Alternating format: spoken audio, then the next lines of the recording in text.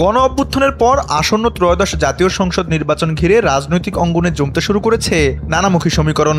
প্রতি নির্বাচনকে কেন্দ্র করেই নতুন জোট, আসন ভাগাভাগি আর ভাঙা করার খেলা। এবারও তার ব্যতিক্রম নয়। এই প্রেক্ষাপটে আলোচনা এসেছে তরুণদের নেতৃত্বে গড়ে ওঠা দুই দল, জাতীয় নাগরিক পার্টি এনসিপি ও গণ অধিকার পরিষদ। গুঞ্জন শোনা যাচ্ছে তারা একীভূত হওয়ার চিন্তা করছে। তবে এটি আসলেই বাস্তবে ঘটবে নাকি শুধু গুঞ্জন, এ নিয়ে একটি প্রতিবেদন প্রকাশ করেছে দৈনিক যুগান্তর।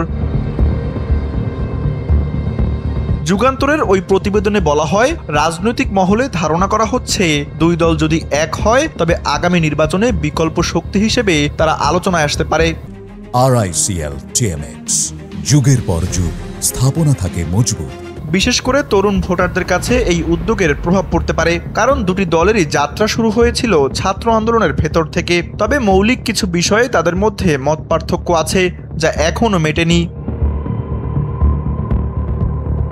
জানা গেছে, একীভূত হওয়ার আলোচনা শুরু হয় যখন মিছিলের সময় আইন শৃঙ্খলা রক্ষাকারী বাহিনীর অ্যাকশনে আহত গণ অধিকার পরিষদের সভাপতি নূরকে হাসপাতালে দেখতে যান নাহিদ ইসলাম সহ এনসিপির শীর্ষ কয়েক নেতা। তখন থেকে দু দলের নেতাদের মধ্যে সংগঠন এক করা নিয়ে আনুষ্ঠানিকভাবে কথাবার্তা শুরু হয়। তবে দু দলের বেশ কয়েকজন নেতার সঙ্গে যোগাযোগ করা হলে তারা এ বিষয়ে এখনও সরাসরি কোনো অবস্থান জানাতে রাজি হয়নি।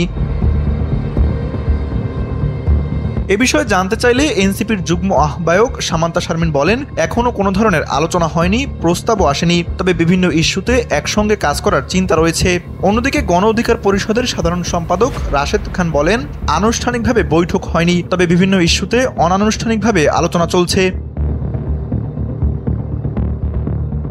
2018 সালের কোটা সংস্কার আন্দোলন থেকে গড়ে ওঠে বাংলাদেশ সাধারণ ছাত্র অধিকার সংরক্ষণ পরিষদ, যা পরে হয়ে যায় গণ অধিকার পরিষদ। 2024 সালের বৈষম্য বিরোধী আন্দোলনের ভেতর থেকে জন্ম নেয় জাতীয় নাগরিক পার্টি এনসিপি।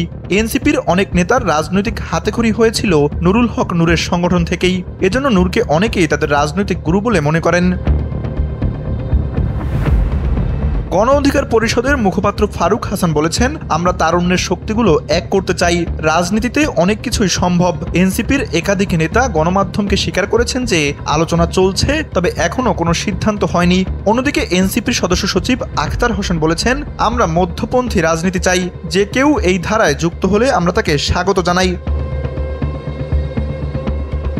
সব মিলিয়ে বলা যায়, এনসিপি ও গণ অধিকার পরিষদের মধ্যে আলোচনা চলছে ঠিকই, তবে তা এখনও প্রাথমিক পর্যায়ে। আনুষ্ঠানিক ঘোষণা আসেনি, ফলে গুঞ্জন থাকলেও বিষয়টি চূড়ান্ত নয়। তবে একীভূত হলে তরুণ ভোটারদের বড় অংশকে প্রভাবিত করার মতো শক্তি গড়ে উঠতে পারে, এমনটাই মনে করছেন বিশেষজ্ঞরা।